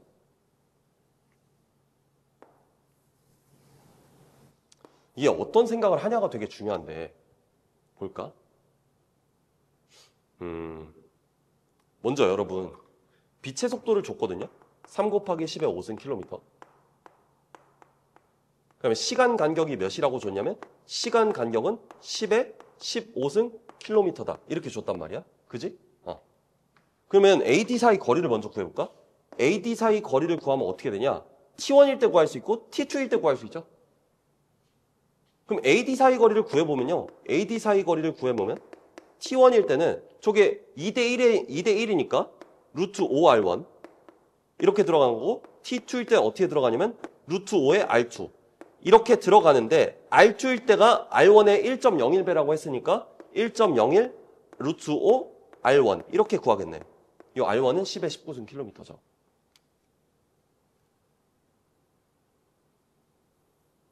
일단 AD 사이 거리가 팽창하죠. 근데 중요한 건 뭐냐면 A에서 출발한 빛이 D에는 무조건 도착해. 왜냐면 이 길이가 루트 5R1 정도인데 이거 계산해봤자 루트 5에 10의 19승을 곱하는 거 아니에요. 킬로미터. 근데 3 곱하기 10의 5승 킬로미터라는 속력으로 10의 15승만큼을 가면 3 곱하기 10의 20승이 나오니까 빛이 이동한, 만약에 빛이 T1에서 T2까지 진행을 한다면 그 거리가 요 사이 거리보다 아득히 멀기 때문에 빛은 계속해서 연속적으로 도달하고 있는 상황이에요. 그럼 이제 뭘 봐야 되냐? 뭘 봐야 되냐? 이제 뭘 써먹을까? 이 생각을 하는 거거든. 이런 생각이 들어야 되거든. 얘는 시간이란 게 있잖아. 시간. 시간이 10의 15승 초죠. 초. 시간이 나와 있어. 그 다음에 D에서 A를 관찰한다고 했으니까 AD 사이 거리가 어떻게 바뀌었는지 나왔잖아. 그럼 여기서 뭐가 나오냐면 AD의 거리 변화량이 나오지. 요거에서 요거 빼주면 되는 거 아니야. 그러면 0.01 루트 5 R1 이렇게 나온단 말이야. 근데 시간이 있고 거리가 나오잖아. 그럼 뭘 구할 수 있냐? 속력을 구할 수 있는 거죠. 그래서 다시 적어보면 속력은 거리를 시간으로 나누는 거죠. 근데 여기다 뭐라고 넣어주면 거리를? 멀어진 거리. 얼마 동안? 팽창한 시간 동안. 이거 넣어서 계산해주면 돼. 계산해볼까요? 팽창한 시간이 몇이냐면 10의 15승 세컨드. 거리는 0.01 루트 5 곱하기 R1이 10의 19승 킬로미터. 자, 이거 계산하면 몇이 나오냐? 이게 100 루트 5 킬로미터 퍼 세크가 나와요. 얘를 CZ로 표현하면 뭐라고 쓸 수 있냐면 디귿보기에 나왔던 3000분의 루트 5가 Z가 돼서 여기다 C를 곱하면 100 루트 5가 나오는 거지. 그래서 C 앞에 곱해지는 이 값이 적색편의의 값이 된다라고 해서 디귿보기. D에서 A를 관찰하면 이 적색편의 값은 3000분의 루트 5 다라고 풀어주는 거. 그래서 이 AD 사이 거리가 팽창하지만 T1에서 T2로 올 때 팽창한 양이 있을 거고 그 사이 시간을 나눠줌으로써 실제로 이동한 속도를 추정해주는 그런 문제가 되겠네요. 이게 이제 완전 신유형이었습니다. 어떻게 변형해서 좋은 문제로 여러분에게 다가갈지는 또 연구진들과 연구를 하고 제가 따르는 선생님들하고도 토론을 거쳐서 좋은 모의고사로 가보도록 하겠습니다. 그래서 이게 보시면은 새롭게 출제된 신유형이고요. 개인적으로 저는 9월 모의고사에서 16번의 디귿보기가 가장 어렵다고 생각을 합니다. 디귿보기가 처리하기가 좀 쉽지 않고 발상 자체도 시간이 오래 걸렸을 것으로 생각이 들어요. 근데 배운 것을 차근차근 해보면 우리가 할 수 있는 것들이 좀 외통수로 보이긴 하는데 그걸 시험 시간에 하기가 좀 힘들지. 그러니까 이런 문제는 사실 그 해에 가장 어려운 문제가 될 가능성이 높기 때문에 일단 넘어갔어야 돼. 그래서 4페이지를 좀 더 먼저 풀고 돌아오는 게 맞았습니다. 알겠죠? 선생님이 칠판이 너무 더러워가지고 칠판을 한번 지우고 다시 올게요.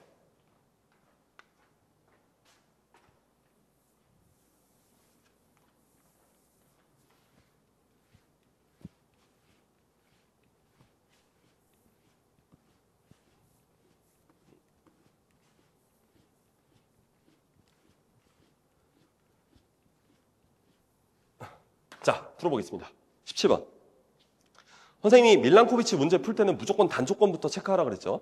근데 단조건 봤더니 뭐라고 읽혀있냐면 단조건에 세차 운동도 고려하고 경사각도 고려하고 이심률도 전부 고려하는 그런 문제로 나왔다.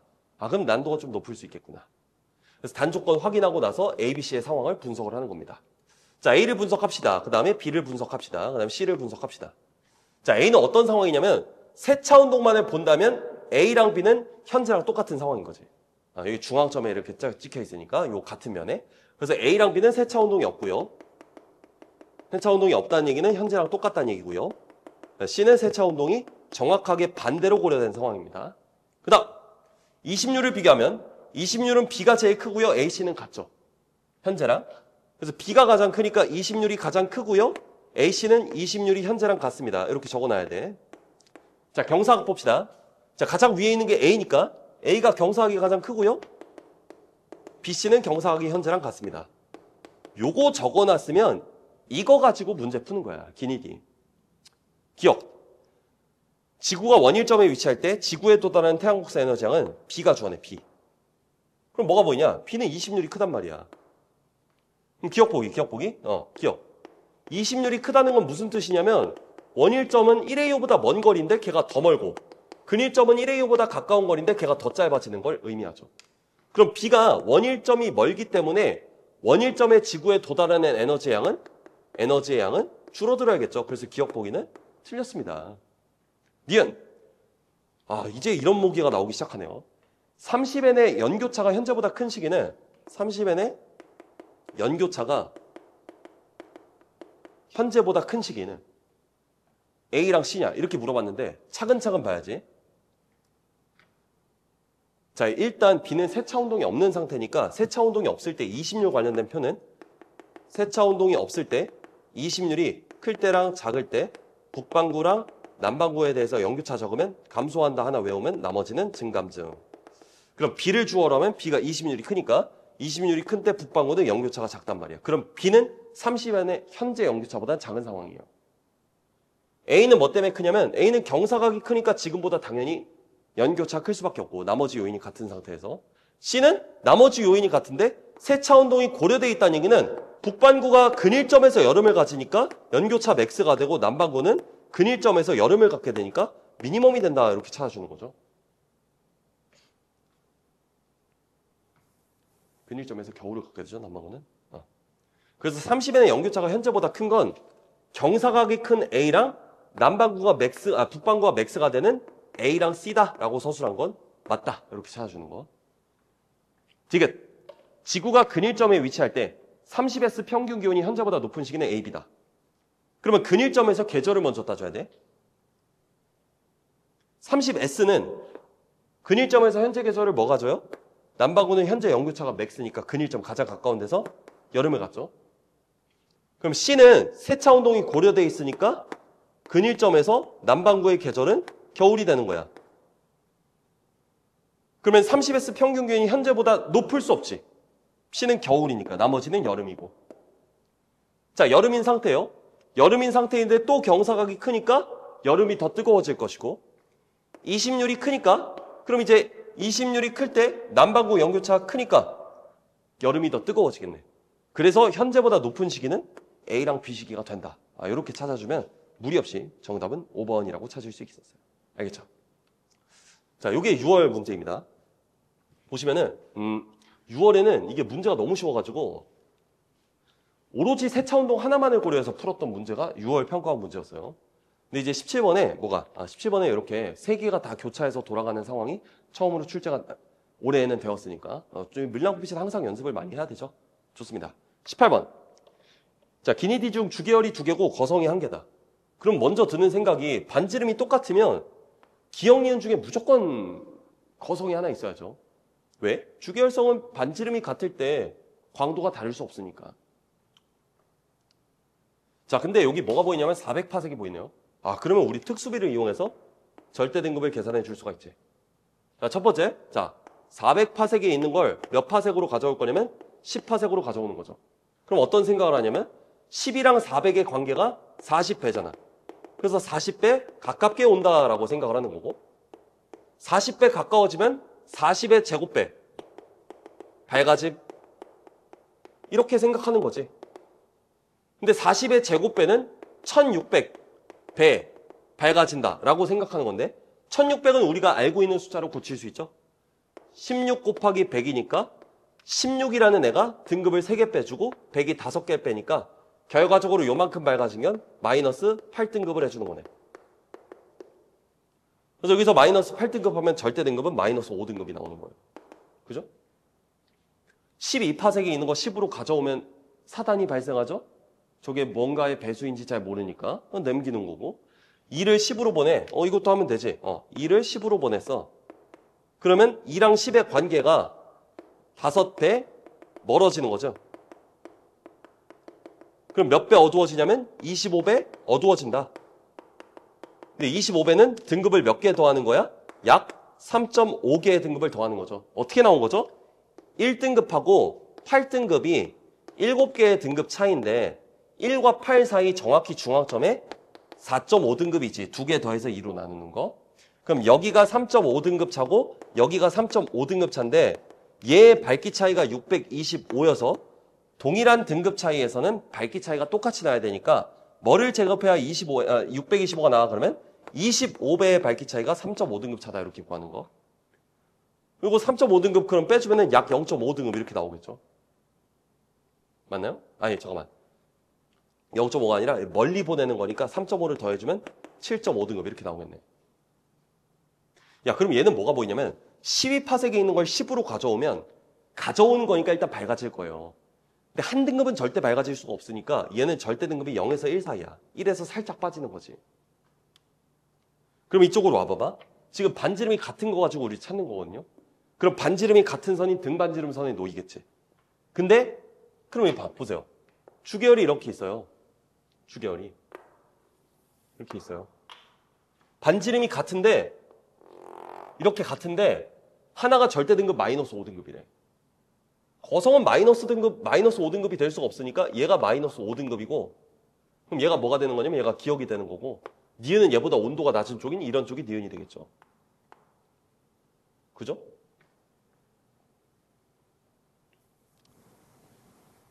니은은 0에서 1 사이입니다. 태양이 어디냐? 태양은 4.8에 있지. 여기가 태양. 일단 그럼 보면 기역 보기. 기역은 거성이냐? 기역은 주계열성이죠. 그래서 기역 보기의 기역은 거성이란 틀렸습니다. 니은, 질량은 니은이 디귿보다 크다. 이게 조금 어려웠는데. 니은이 디귿보다 크랬는데 디귿은 4.8보다 온도가 낮은 주계열성이니까 뭐가 돼야 되면 이렇게 와가지고 7.5등급인 어떤 주계열성이 돼야 돼. 얘가 디귿이란 별이 돼야 돼. 자, 니은이 여기 있다는 건 어디서 진화를 했다는 거냐면 질량이 태양 정도인 애가 이렇게 진화를 했거나 이렇게 진화를 했겠지. 근데 여러분, 질량이 태양 정도인 애는 거성까지 갈 때 질량 결손이 일어나지만 자기 전체 질량의 1% 남짓밖에 줄어들지 않습니다.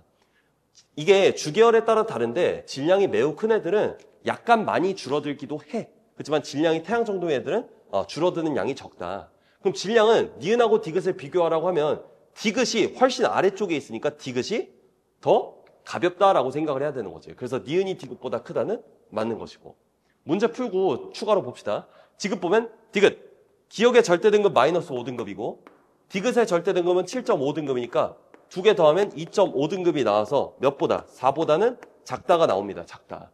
근데 이거 관련해서 선생님이 이번에 스케일을 쭉 한번 정리를 해드릴 테니까요. 한번 보세요. 이게 이제 정규 수업에서 나갔던 내용이에요. 자, 먼저 육모에 나왔던, 잠시만요. 자, 보시면은 육모에도 별의 질량 관련돼서도 계속 나왔고 람다 맥스 R 가지고 광도 계급 맞추는 문제가 나왔습니다. 요게 이제 수능 특강에 매번 들어가 있는 그림인데 이게 대단히 중요한 그림이죠. 요 그림 잠깐 설명하면 여기 주계열성이 이렇게 들어가 있고 그 다음에 반지름이 같은 선이 이렇게 들어가 있거든. 그래서 태양은 여기 있는 거예요. 일단 먼저 우리가 알아놔야 될 게 등 반지름선은 반지름이 같은 선을 읽은 것이고 얘는 주계열성보다 누워있다. 그거 하나 기억을 해두시고 등 반지름선에 놓여있다면 같은 크기다 라고 볼 수 있지. 등 크기선 이렇게 볼 수도 있겠네. 이게 주계열이 어디에서 어디 정도 사이에 존재하냐면 주계열 중에 진짜 센 애를 고르면 해봤자 10배 정도입니다. 여러분. 주계열이 막 크면은 뭐 100배 크다 이런 게 아니라 커봤자 10배 정도. 그 다음에 알려진 별 중에 좀 많이 작은 별, 교육과정에서 제시되는 것 중에 제일 작은 애가 바너드 별이라는 게 있는데 바너드 별은 태양 질량의 몇 배 정도, 태양 반지름의 몇 배 정도 되냐면 10분의 1배 정도예요. 그래서 주계열이 존재한다면 대략 태양의 10배에서 태양의 10분의 1배 정도에만 존재해. 그 다음 백색 외성은 이제 태양의 100분의 1배 정도에 존재하고 백색 외성이 존재하는 곳이 등반지름선과 나란하니까 대체로 백색 외성은 태양의 100분의 1 정도의 크기로 비슷하구나라는 생각을 할 수 있는 거지. 요거랑 또 뭐가 있냐면 요 자료가 있죠. 이게 이제 여러 가지 주계열의 질량을 알려주는 건데 O형별의 질량이 대충 40, B형별이 18, A형이 3.2 정도 됩니다. 그리고 M0가 태양 반지름의 절반으로만 떨어져도 M0로 가고 걔가 0.5배래. 무슨 뜻이냐면 태양 반지름의 10분의 1인 이 바너드 별은 질량이 0.5 M0보다도 작은 거예요. 그럼 태양은 몇 M0겠어요? M0겠죠. 여기 질량의 기준이 되는 A형별, A0별이 3.2 M0. 정말 큰 O형별로 가봤자 40배. 나머지 B형별 정도에는 18 M0. 이런 식이라니까. 이 정도가 이제 수업에서 나갔던 스케일들이에요. 그래서 이게 7.5등급짜리 주계열을 잡았다는 얘기는 여기를 잡았다는 얘기지, 여기. 얘랑 0에서 1등급 사이에 있는 거성을 잡았다면 여기서 이렇게 진화할 때 거의 질량 결손이 없기 때문에 주계열의 질량으로 끌고 와서 질량을 비교해도 상관이 없다. 얘를 엄밀하게 풀려고 하면 좀 문제가 많이 발생하는 것 같아요. 외워둬야 될 것도 많고. 근데 그것보다는 주계열성 자체가 매우 작은 주계열성이니 질량이 태양 정도인 별이 진화를 했을 때 0에서 1 정도로 가니 질량은 거성인 별이 거성으로 나온 애가 질량이 더 크지 않는가라고 추정해서 문제를 푸는 거. 그게 정답이 되겠습니다. 좋아요. 마지막 두 문제 풀어봅시다. 19번. 야, 이건 똑같은 그 문제가 그대로 연계가 됐죠. 식현상을 일으키는데 일정 시간 간격에 나왔습니다. 육모에선 얘가 빈칸이었는데 얘는 이번에 얘를 줬네. 그럼 먼저 드는 게 크기의 비는 1일 때 0.01을 가렸으니까 100대 1이죠. 그럼 반지름의 비는 몇 대 몇이 되는 거냐면 10대 1이 된다. 그래서 중심별의 반지름은 행성 반지름의 10배다. 이렇게 찾을 수 있고요. T13 동안 파장이 점점 길어진다. 이거 어렵지 않죠, 여러분. 뭐가 되냐면 식현상이 일어나면 중심별의 시선 속도는 플러스에서 0을 거쳐 마이너스로 가는 0점에서 식현상이 일어나는 거죠. 사실 얘는 보자마자 플러스에서 어딘가로 가서 0점을 거치고 마이너스로 갈 거란 말이야. 그럼 흡수선의 파장은 T1에서 3로 갈 때 계속해서 플러스에서 0으로 가는 거니까 파장이 어떻게 가는 거냐면 1에서 3로 갈 때 여기가 기준 파장이고 얘가 플러스 파장, 즉 적색편이 파장이란 말이야. 그럼 여기서 이렇게 왼쪽으로 가는 거기 때문에 계속해서 흡수선의 파장은 짧아진다라고 생각을 해주는 거지. 디귿이 그나마 어려웠는데 이것도 그렇게 어렵지 않아요. 중심별의 시선 속도의 크기는 T3 플러스 4 델타 T가 T3 플러스 6 델타 T보다 크다. 이거는 어떤 생각이냐? 봅시다. 반지름비가 10대 1인 걸 알고 있잖아. 그럼 우리가 식현상에서 이렇게 그려볼까? 이거 필기를 남길 테니까 이쪽으로 잠깐 와주세요. 보이죠? 이거 꼭 알아둬야 되죠? 식현상에서의 시간 비율 관계. 이 별이 이렇게 있다고 치죠. 별이 있어서 행성이 이렇게 지나가요. 그래서 여기가 맞닿을 때가 있고 다시 맞닿을 때가 있고 그럼 여기도 맞닿을 때가 있고 다시 맞닿을 때가 있고 요거 시간을 그려보면 이렇게 내리고 이렇게 내리고 왼쪽 내리고 왼쪽 내리고 오른쪽 내려도 상관없어요. 알겠죠? 상관없어. 이거 밝기 그리면 어떻게 그려지냐? 밝기가 이렇게 그려지지. 일정하다가 감소하고 일정하다가 이렇게 간다는 얘기야. 그럼 잘 봐. 여기서부터 여기까지 가는데 걸린 시간에다가 속력을 곱하면 뭐가 나오냐면 행성의 지름이 나오는 거지. 그래서 들어가는 여기가 누가 되는 거냐면 행성의 지름의 비가 행성의 반지름의 비랑 똑같다니까 반지름에 해당하는 시간이다 이렇게 쓸 수 있고요. 그 다음에 여기에서 여기까지 걸린 시간 요걸 본다면 나란하게 돌 때 그게 여기서부터 여기까지인데 이게 뭐가 되는 거냐면 별의 지름에 해당하는 즉 별의 반지름에 해당하는 시간이다 이렇게 볼 수 있는 거지. 근데 여기서는 뭘 우리가 알고 있냐면 이 행성과 별의 반지름의 비가 1대 10이다 이걸 알고 있단 말이야. 그럼 요 시간의 비가 1대 10이다 이렇게 나오는 거지. 이걸 그림을 좀 더 그러면 자세하게 그리면 이렇게 그려지지 않을까? 이렇게 그렸을 때 이렇게 되잖아요. 지금 문제에서 뭐라 그랬냐면 여기가 T3라고 했고요. 한 칸이 델타 T라 그랬어. 일정 시간 간격. 그럼 잘 봐. 요게 몇 칸이냐면 요게 한 칸이라는 얘기야. 그럼 여기서부터 어디까지가? 여기까지가 여러분 10칸이라는 얘기예요. 그래서 여기서부터 여기까지는 몇 칸이 돼야 되면 9칸이 돼야 돼. 9칸. 자, 그럼 여기에서 델타 T만큼 쭉 갈 건데 9칸을 중앙으로 나눈 여기가 몇이 되냐면 4.5 델타 T가 더해진 곳이 되겠지. 거기가 어디냐면 시선 속도가 정확히 0이 나오는 곳이죠. 왜요? 아니 중심별은 플러스에서 0을 거쳐서 마이너스로 가는 그 0점에서 식현상이 일어나는데 정확히 일직선이 될 때가 4.5T가 되는 거 아니야. 그지? 근데 시선 속도의 크기는 어떻게 구해요? 일단 4T랑 6T를 비교하라고 했는데 4T는 여기 있고요. 6T는 이거보다 먼 곳에 여기 어딘가에 있겠죠. 근데 0점이랑 가까운 점이 어디야? 6T가 더 멀리 있잖아. 그러면 시선 방향과 이루는 예각의 크기가 더 큰 거지. 그럼 사인 세타 값이 클 수밖에 없지.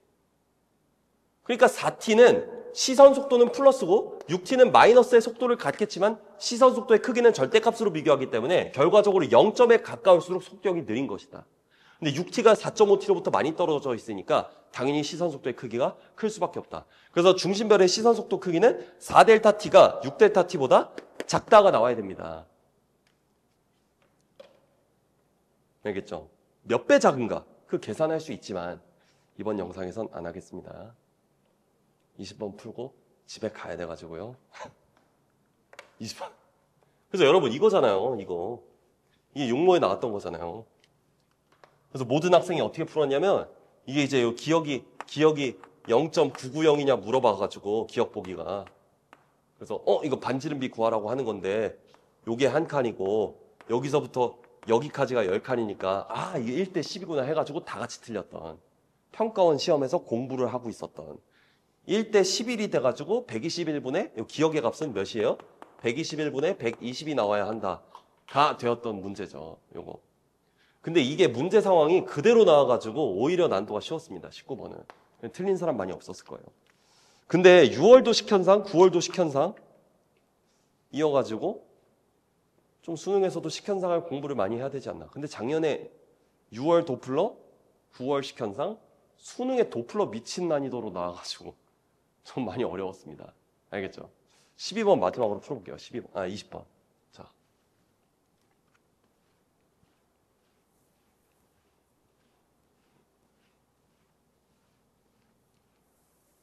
또 처음 함량 문제네요.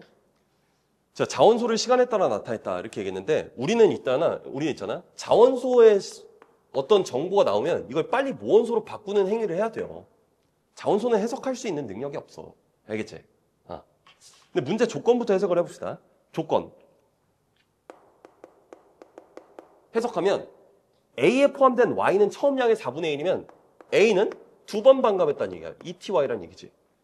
B에 포함된 X양이 처음 양의 4분의 1이면 B는 ETX 분거했다. 이게 끝입니다. 그 다음 XY는 모두 모원소가 붕괴해서 생성되었다고 하니까 결국 초기에 자원소 함량은 없었구나 이렇게 생각할 수 있고요. 자, 먼저 눈에 보이는 게 자원소가 50% 됐는데 걸리는 시간이 반감기죠. 그래서 이 자료를 통해서 우리가 뭘 알 수 있냐면 X의 반감기는 1억이다 라는 사실을 알 수 있지. 자, 그래서 우리가 해석한 거에 따르면 X의 반감기는 1억입니다. 그러면 X를 가지고 있는 얘의 나이는 2억이 되겠지. Y가 중요한데 Y는 어떻게 해석하냐면 자원소가 24에서 80일이 됐대. 그럼 이제 해석하는 거야. 자원소가 24에서 81이 되었대. 몇 억 년 동안? T에서 1억 년 동안인 거니까 1억 동안. 그럼 빨리 모원소로 바꿔야죠. 2개 더하면 100%가 돼야 되는 거니까 76%가 19%가 된 거네요. 몇 동안? 1억 동안. 근데 이게 몇 분의 1이냐면 76에서 9분의 1 갈 때 4분의 1 된 거지. 즉 두 번의 반감기를 거쳤다 이 얘기야. 두 번의 반감기 거쳐서 1억이니까 Y의 반감기는 0.5억이다 이렇게 나오겠네요. 그럼 얘가 0.5억이면 얘의 나이는 1억 이렇게 나오겠네. 그죠?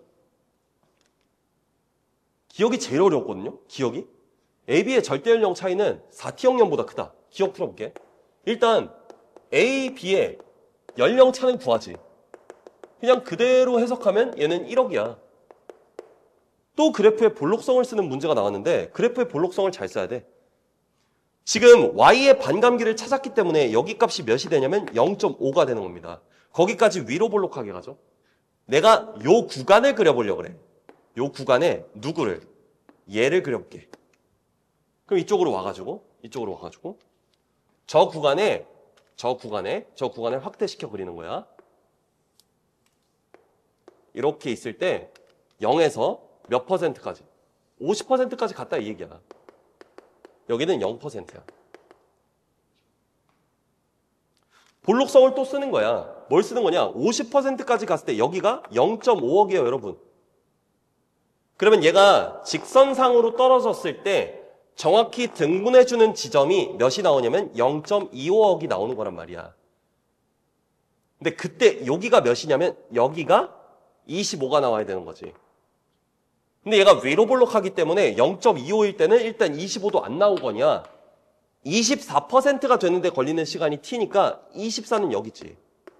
그래서 T인 지점을 잡는다면 T가 0.25억보다 작습니다. 따라서 4T를 하더라도 얘가 1보다 작단 말이야. 그래서 1억이라는 나이는 4T보다 많아야 된다. 이렇게 푸는 거. 그래프의 볼록성으로 푸는 거. 알겠죠? 니은. 현재 A에 포함된 X 함량. 이거 풀어볼까요? 니은.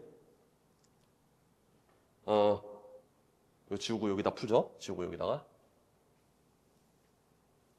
자, 니은. A에 포함된 X인데 A는 ETY고요. 얘가 X로 하면 1억이어서 X로 하면 TX죠. 그 다음 B는 ETX여서 나이가 2억인데 얘를 Y로 측정하면 4TY가 되는 거지. Y 반감기 0.5이니까. 그럼 B에 포함된 Y는 얼만큼 남아있는 거냐면 16분의 1 남아있을 거고 2의 4승분의 1. 예? 그럼 A에는 X가 얼만큼 남아있냐면 2분의 1 남아있어서 16분의 1분의 2분의 1은 8이다. 이렇게 찾아주는 거. 맞고요. 4T보다 많다는 맞는 것이죠. 마지막 디귿. 현재로부터 1억이 지났을 때 이거 너무 쉽네. 현재로부터 1억이 지났을 때 B에 포함된 Y 함량. B는 현재 몇 TY냐면 4TY야. 여기서 1억이 지난대. 근데 1억은 X로 보면 TX고 Y로 보면 ETY예요. TY, TY 더하면 6TY가 되는 거죠. 6번 분개하는 거네. 그럼 B에 포함된 모원수 함량은 1이고 여기는 63. 1대 63의 관계를 가질 테니까 63이다 라고 풀어주면 되는 문항. 얘는 기억 보기에 4T보다 크냐를 볼록성으로 보이는 게 어려웠던 문항이지 니은 디귿은 그냥 기존에 있었던 해석을 그대로 하는 문제였습니다. 오히려 방사성 원소는 볼록성에 대한 해석을 뺀다면 6월 모의고사가 훨씬 더 어려워요. 왜냐면 6월 모의고사는 처음 함량을 제시함으로써 뭐 디귿 보기에 또 계산이 좀 더 복잡하게 들어가가지고 이게 6월 모의고사죠. 6월 모의고사. 6월 모의고사에서 이 특수비를 냈던 6월 평가원에도 20번이 방사성 원소 문항이어서 여러분이 방사성 원소 문항을 연습하는 게 너무너무 중요해졌습니다. 지금. 처음 함량 개념을 계속해서 도입을 하고요. 그걸 차용하는 경향성이 계속해서 유지되고 있죠. 특수 비율이 아니더라도 그래프의 볼록성을 알아내는 능력이 중요하다. 그래서 여러분 힘들어 죽겠네. 9월 모의평가를 치르시느라 너무 고생이 많으셨고요. 여러분이 뜻하는 바를 최선의 노력을 다해서 이룰 수 있었으면 좋겠습니다. 그 길에 저도 여러분을 많이 돕도록 하겠습니다. 그래서 저는 여기서 물러가고요. 다음번에 기회가 된다면 수능 해설 강의로 돌아오도록 하겠습니다. 감사합니다.